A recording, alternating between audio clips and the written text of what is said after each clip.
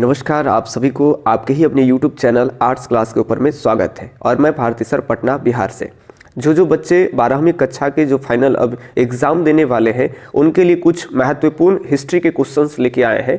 तो सबसे पहले आपको दिख पा रहा है, पहला जो प्रश्न है वो है चार्ल्स मैनसन ने, याद रखेंगे, 1826 में सर्वप्रथम किस टीले का उल्लेख किया था। बड़ा बढ़िया सा प्रश्न है, सारे प्रश्न एनसीईआरटी को लेकर के आए हैं। ये बुक में इस तरह के प्रश्न आते हैं, हड़प्पा, मोहनजोदारो, लोथल और कालीबंगा। आपको फटाफट से उत्तर देना है कि चार्ल्स मैनसन ने 1826 ईस्वी में किस टीले के बारे में उल्लेख करते हैं। तो यहाँ पे जो सही ऑप्शन हो जाएगा सर वो आपका हो जाएगा हड़प्पा के बारे में। चूंकि हड़प्पा के बारे में अगर बात कर ले तो ये रावी नदी के इधर साइड में ये स्थित था, यानी रावी नदी के ये बाया साइड हो गया। और इधर टीला जो था ना, इसको देख करके चार्ल्स मैनसन कहा था कि इसके नीचे जरूर कोई ना कोई सभ्यता छिपी हुई है। तो इसके बारे में ये उल्लेख किए थे। लेकिन क्या आप ये बता सकते हैं कि आखिर जो है ये चार्ल्स मैनसन साहब इधर के क्षेत्र क्यों गए थे उस टाइम में? क्या हड़प्पे के जानकारी के लिए वो गए थे? क्या हड़प्पा सभ्यता के लिए करके गए थे? तो नहीं, जानकारी के लिए बता दें कि यहीं पे रावी नदी के तट के किनारे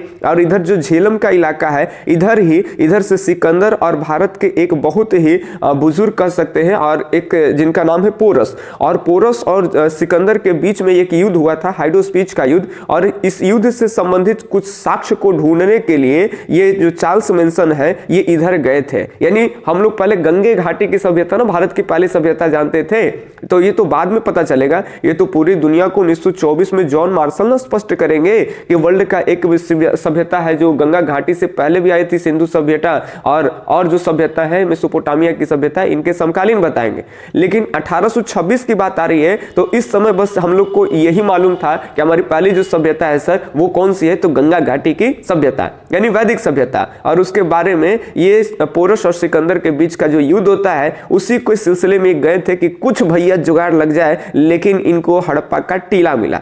तो चलिए ये ध्यान रखेंगे। हम लोग इस तरह से पढ़ रहे हैं और नए बैच अभी भी मेरे यहाँ आ गए हैं। नए बैच में एनसीईआरटी बाखूबी ढंग से पढ़ाए जा रहे हैं। तो आप अपने बच्चों को, आप अपने जो भी आपके मित्र हैं उनको आप गाइड कर सकते हैं। जो हमारे आसपास के हैं इलाके में, तो वो ऑफलाइन में आएंगे और बारीकी से क्वेश्चंस को पढ़ेंगे, बुक्स को पूछेंगे, सारी आज़ादी मिलेंगे पूछने के लिए, पढ़ने के लिए। और जो बाहर के बच्चे हैं वो अपना ऑनलाइन मेरे चैनल के प्लेलिस्ट से अपनी तैयारी पूरी कर सकते हैं। अगला प्रश्न है, हड़प्पा सभ्यता में प्राप्त अवतल चक्की पर किस पुरातात्विद ने प्रकाश डाला है? तो ये भी आपका जो प्रश्न लिए है ये एनसीईआरटी से। अगर ऐसे ही प्रश्न आते हैं तो जो बुक फॉलो करने वाले बच्चे हैं तो वो बिहार टॉप करते हैं, जो भी बोर्ड की एग्जाम देते हैं वो टॉप 10 में आते हैं। और जो केवल फैक्ट्स पढ़ने वाले विद्यार्थी हैं उनसे इस तरह के प्रश्न ही छूट जाते हैं। तो चलिए अभ्यास करेंगे तो ये भी प्रश्न आपके लिए आसान हो सकता है। तो अभी भी घबराना नहीं है, हम आपके साथ हैं। हड़प्पा सभ्यता में प्राप्त अवतल चक्की किस पुरातात्विदों ने को प्रकाश डाला है भाई? कनिंघम ने, अर्नेस्ट मैके ने, जॉन मार्शल ने, या इनमें से कोई नहीं? फटाफट से बताएंगे कौन सा ऑप्शन सही हो जाएगा। एक अगर एनसीईआरटी पढ़े हो तो एक चक्की की बात की थी कि एक इस तरह से अवतल चक्की मिला है जो अवतल आकार का है। ये अवतल आकार हो जाने के पीछे रीजन यही था कि इसमें एक पत्थर मिला है जिसको हम आमतौर पर लोढ़ा सिलौटी बोलते हैं। तो इससे इस पे घिसते घिसते पत्थर पे ये अवतल आकार का हो गया है और इस पे प्रकाश डालने का जो काम है वो अर्नेस्ट मैके ने किया है। तो याद रखेंगे सेकंड के भी अर्नेस्ट मैके यहाँ पे सही ऑप्शन हो जाएगा। बिल्कुल हम होशो आवाज में आपको बता रहे हैं। कुछ प्रश्न जो है इधर उधर मिस्टेक होता है तो आप वीडियो को पूरा देखेंगे, जहां मिस्टेक होगा आप कमेंट करेंगे, उस कमेंट पर हम विचार करेंगे और सही ऑप्शन कमेंट में फिर से हम डाल देंगे। चलिए अगला प्रश्न है कि राय बहादुर दयाराम साहनी ने कहां उत्खनन करवाए थे? बताना है राय बहादुर दयाराम साहनी कहां उत्खनन करवाए थे? मोहनजोदारो में, हड़प्पा में, लोथल में, या फिर कालीबंगा में? फटाफट से बताएंगे। तो जब आती है राय बहादुर साहनी, यानी वही जिसको कहते हैं राखाल दास बनर्जी, याद रखेंगे, सॉरी राय बहादुर दयाराम साहनी यानी जिसको कहेंगे DR साहनी। तो ये जो खोद करवाए थे ये आपका हड़प्पा में करवाए थे। कब करवाए थे हड़प्पा की खोद? तो ये 1921 में, ध्यान रहेगा बात को। और 1921 और 1922 में मोहनजोदारो की खोज होगा। 21 में हड़प्पा की खोज दयाराम साहनी, मोहनजोदड़ो की खोज राखाल दास बनर्जी। और दोनों के समय काल में पुरातात्विक विभाग के जो अध्यक्ष थे वो सर थे जॉन मार्शल साहब, याद रहेगा आपको। चलिए अगले प्रश्न की ओर बढ़ते हैं, तो तीसरा के यहाँ बी हड़प्पा सही हो जाएगा। चलिए चौथे नंबर प्रश्न को देखेंगे कि सिंधु सभ्यता में गोदीबाड़ा कहाँ से मिला है। बहुत बढ़िया सा प्रश्न है, जो बच्चे डीप पढ़े होंगे बड़ा बढ़िया से समझा सकते हैं, समझ सकते हैं, बना सकते हैं। सिंधु सभ्यता में गोदीबाड़ा कहाँ से मिला है? कालीबंगा से मिला है, रोपड़ से मिला है, बनावली से मिला है, या फिर लोथल से मिला है? फटाफट से बताएंगे। देखिए गोदीबाड़ा कुछ नहीं था, हम एक कहानी एनसीईआरटी का पढ़ाए थे जिसमें ये गुजरात का जो भाग था, यही से लोथल का एक व्यापारी जो है वो बाहर जाते हैं, तो लोथल का ये जो कॉर्नर के खंभात, लोथल के ये गुजरात के नीचे जो आपका खाड़ी, इसको खंभात की खाड़ी कहते हैं। और यहाँ पे लोथल एक प्रमुख बंदरगाह था, और इस बंदरगाह को ही याद रखेंगे गोदीबाड़ा कहते हैं। अंग्रेजी में इसी को डॉकयार्ड कहते हैं। यहाँ पे आप देख सकते हैं, याद रखेंगे, where is dockyard found in Indus civilisation. तो यहाँ पे डॉकयार्ड किसको कहते हैं सर? तो गोदीबाड़ा को। आमतौर पर हम लोग सीपोर्ट, पतन, बंदरगाह कह सकते हैं। चलिए बहुत बढ़िया से आप समझिएगा आज के सेशन में। अब लोथल कहाँ स्थित है, आपको बताना है कि लोथल कहाँ स्थित है। गुजरात में, बंगाल में, राजस्थान में या पंजाब में? एकदम मजे मजे हंसते हंसते बनाना है। लोथल कहाँ स्थित है? सभी बच्चे बना पाए होंगे कि लोथल कहाँ है सर? तो गुजरात में। याद रखेंगे लोथल कहाँ है? तो गुजरात में। याद रहेगा आपको, लोथल यानी एगो लोथ है, तो लोथ है तब भोगवे करेगा, तब भोगवा। कभी कभी नदी पूछ लिया जाएगा तो भोगवा। और याद रखेंगे लोथा भोगेगा कखनी? तो रात में। तो याद रखेंगे गुजरात, रात में यानी गुजरात। लोथल को नदी के किनारे है तो भोगवा, और लोथा भोगेगा कखनी? तो रात में। तो कौन राज्य में है? तो गुजरात में। याद रखेंगे। चलिए बहुत इंपॉर्टेंट है, लोथल पूछता है। अगला बहुत महत्वपूर्ण प्रश्न आपके सामने लेकर के आ गए सर। हड़प्पा सभ्यता में सिंधु नदी के किनारे कौन स्थित था? आपको बताना है कि सिंधु नदी के किनारे कौन स्थित था। मोहनजोदारो है, या रोपड़ है, या लोथल है, या फिर कालीबंगा है? जल्दी से बताएंगे। कालीबंगा की बात कर ले तो घग्गर यानी सरस्वती नदी के किनारे। लोथल की बात कर ले, अभी देखें कि भोगवा नदी के किनारे। यहाँ पे जो सही ऑप्शन हो जाएगा वो हो जाएगा आपका मोहनजोदारो। याद रखेंगे हड़प्पा सभ्यता में सिंधु नदी के किनारे कौन सा स्थान था? तो मोहनजोदारो। और जानकारी के लिए बता दें कि सिंधु नदी के किनारे मोहनजोदारो ही नहीं था, सिंधु नदी के किनारे चान्होदरो भी था। ठीक है, चलिए, लेकिन ऑप्शन नहीं था, इसलिए वहां पे सही ऑप्शन बिल्कुल हो जाएगा क्या है? तो मोहनजोदारो। बहुत बढ़िया प्रश्न आपके लिए। अगला सामने देखिए 7 नंबर प्रश्न है, भारतीय पुरातत्व का पिता किसे कहा जाता है? बताइए आप, भारतीय पुरातत्व के जो पिता है सर वो किन्हें कहा जाता है? फादर की बात कर ले तो कनिंघम, या दयाराम साहनी, या लॉर्ड कर्जन, या फिर जॉन मार्शल? तो याद रखेंगे भारतीय अगर पुरातत्व विभाग के अगर पिता की बात कर ले सर तो ये हो जाएंगे आपके कनिंघम, यानी अलेक्जेंडर कनिंघम। ध्यान रखेंगे। तो 7 के ए ऑप्शन सही हो जाएंगे। अगर 8 नंबर प्रश्न की अगर बात कर ले सर, बहुत प्यारा सा एकदम रसगुल्ला जैसा प्रश्न आपको दिख पा रहा होगा। हड़प्पा सभ्यता के काल में रावी नदी के किनारे कौन स्थित था? बताइए रावी नदी के किनारे कौन स्थित था? अब बताना है आपको। नदी दिया हुआ है रावी, जगह चूज करना है सर आपको। हड़प्पा है, ये मोहनजोदारो है, ये लोथल है, कालीबंगा है? क्या है, क्या है? फटाफट बताएंगे। हड़प्पा सभ्यता के काल में रावी नदी के किनारे कौन सा स्थान है? तो रावी नदी के किनारे बोलो, जल्दी जल्दी बोलो भैया। ये हो जाएगा आपका हड़प्पा। हड़प्पा किस नदी के किनारे है? तो रावी नदी के किनारे है। जय हो, जय हो। एकदम मजादार प्रश्न आएगा आपके सामने गुरु।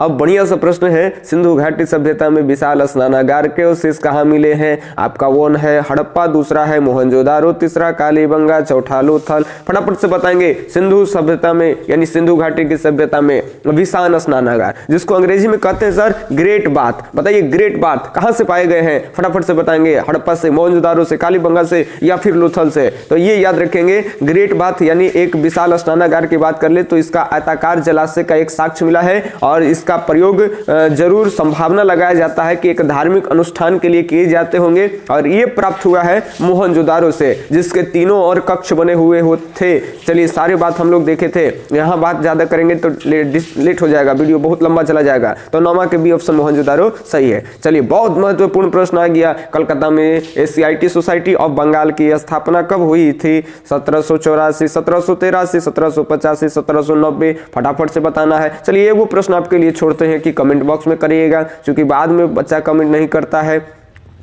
अगला प्रश्न, फूट डालकर विजय प्राप्त करने का कार्य सर्वप्रथम किस राजा ने किया? ये बच्चा जो इतिहास को क्रम से पढ़ा होगा वही बना पाएगा सर कि फूट डालकर विजय प्राप्त करने का कार्य सर्वप्रथम किस राजा ने किया है? ऑप्शन 1 अजातशत्रु, दूसरा है पुष्यमित्र, तीसरा है अशोक, चौथा है इनमें से कोई नहीं। तो यहाँ पे बिल्कुल सही ऑप्शन हो जाएगा अजातशत्रु। क्या हो जाएगा जी? अजातशत्रु। चलिए, अजातशत्रु बिंबिसार का लड़का है। बिंबिसार वैवाहिक संबंध की नीति अपना करके बहुत सारे क्षेत्र को जीते थे और इस सब जगह से अपना नाता खराब कर लिया, यहाँ तक कि नानी ही के कर आदमी जैसे कि गर्म हो गया अजातशत्रु पर। फूट डालो शासन करो की नीति अपना करके क्षेत्र विषय करेगा। बहुत मस्त एकदम जबरदस्त क्वेश्चन कि सर्वप्रथम हुनों को पराजित करने का श्रेय किस शासक को जाता है? ऐसा क्वेश्चन मार के धूरी उड़ा देना है आपको, फटाफट बताना है कि अशोक, स्कंदगुप्त, समुद्रगुप्त या फिर नेपोलियन। जल्दी से बताना है, सो जा बेटा न तो हुड़ान आ जाई। याद रखेंगे, जल्दी जल्दी बताइए। पागल हो गया, लाइव चल रहा है तो हाय गाइस करना जरूरी है। एक घूम रहे बुढ़ा आदमी आ गया जी, क्या करिएगा? चलिए आप फटाफट बताना है जल्दी से। सर्वप्रथम हुनों को पराजित करने का श्रेय किस शासक को जाता है? ऑप्शन 1 हो जाएगा आपका स्कंदगुप्त। याद रखेंगे, स्कंदगुप्त। कुमारगुप्त के बाद गुप्त वंश में अगला उत्तराधिकारी है स्कंदगुप्त। जिस समय में हुनों का पराजय भारत में होगा और भारत में हुनों के आक्रमण को रोकने का काम कौन करेगा? स्कंदगुप्त। चलिए अगला प्रश्न है, किस शिलालेख से अशोक द्वारा कलिंग विजय का पता चलता है? इस तरह से प्रश्न एकदम आएंगे आपको, एकदम इजी इजी। ये सब बार बार जैसे कि नहीं बोलाबो तैयो बोर्ड में आवे वाला एक क्वेश्चन है। इसको लाज शर्म नहीं लगता है, ये गधा के बार बार आ जाता है। जल्दी से आपको बताना है किस शिलालेख से अशोक द्वारा कलिंग विजय का पता चलता है? तो ऑप्शन सही हो जाएगा 13वें शिलालेख या 13वें अभिलेख। चलिए बहुत बढ़िया, लाजमी एकदम प्रश्न आ रहा है आपके सामने। कौटिल्य द्वारा लिखित ग्रंथ का नाम क्या है? मेघदूत है या अर्थशास्त्र है या इंडिका है या फिर मल्लिका व अग्निमित्र है? जल्दी से बताएंगे आप। चलिए कौटिल्य द्वारा लिखित ग्रंथ की बात कर ले। कौटिल्य का दूसरा नाम क्या है? तो इन्हीं का नाम है चाणक्य, यानी इन्हीं का नाम है विष्णुगुप्त। ये लिखे क्या है? अर्थशास्त्र यानी अर्थशास्त्र। ठीक है, चलिए अगले प्रश्न की अगर बात कर ले, एकदम बने रहे, मार के धूड़ी उड़ा देना है इस प्रश्न के। 15 नंबर प्रश्न आपके सामने लिया है कि निम्नलिखित में से मेगास्थनीज द्वारा लिखित पुस्तक कौन सी थी? बच्चा आपको बताना है कि अर्थशास्त्र या फिर इंडिका या मेघदूत या इनमें से कोई नहीं। फटाफट से बताइए कि निम्नलिखित में से मेगास्थनीज द्वारा लिखित पुस्तक कौन सी थी? तो मेगास्थनीज जो लिख रहे हैं बताइए जल्दी जल्दी। मेगास्थनीज ऐसे वो किताब लिखे, इशारा के लिए हम आपको कह रहे हैं कि आज के डेट में वो कार चलता है और वो कड़वे के नाम से संबंधित है। बताओ कौन कार चलता है? अर्थशास्त्र नामक कार होता है, मेघदूत नामक वो कार होता है जी। इंडिका कार होता है कि नहीं? बिल्कुल होता है, इंडिका कार देखे होंगे आप लोग। तो ये हो जाएगा मेगास्थनीज इंडिका से। तो याद रखिएगा इंडिका किसकी पुस्तक है? मेगास्थनीज की। चलिए याद रखिएगा।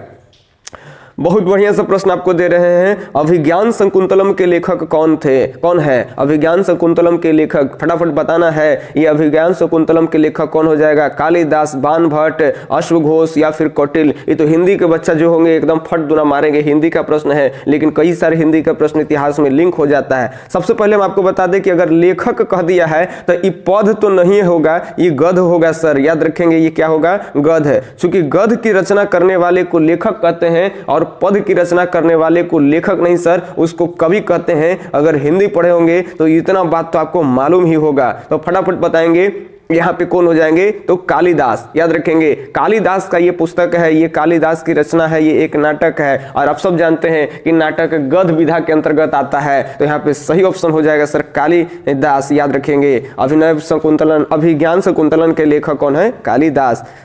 चलिए एकदम धांसू प्रश्न आपके सामने लिया है, मार की सबके एकदम बौखी भगा देना है। चलिए प्रश्न है, प्रयाग प्रशस्ति का संबंध किस गुप्त शासक से है? चंद्रगुप्त प्रथम, समुद्रगुप्त, स्कंदगुप्त, चंद्रगुप्त विक्रमादित्य? फटाफट से बता देना है प्रयाग प्रशस्ति का संबंध किस गुप्त से है। अब बताइए प्रयाग प्रशस्ति की रचना कौन किए? तो हरिसेन आदमी किए हैं। कौन किए हैं जी? हरिसेन। हरिसेन कौन थे? तो ये दरबारी कवि। किसके दरबारी कवि? तो समुद्रगुप्त के दरबारी कवि। ठीक है, चलिए ये याद आपको रखना है। तो सही ऑप्शन हो जाएगा प्रयाग प्रशस्ति का संबंध किस गुप्त शासक से है? तो ये गुप्त शासक समुद्रगुप्त। अश्वमेध यज्ञ करता कराएगा, सही ये इसे बीना बजाएगा और पहली बार अगर प्राचीन अगर वाद्य यंत्रों की बात कर ले तो बीना का प्रमाण मिलता है और केकरा से मिलता है? तो समुद्रगुप्त से।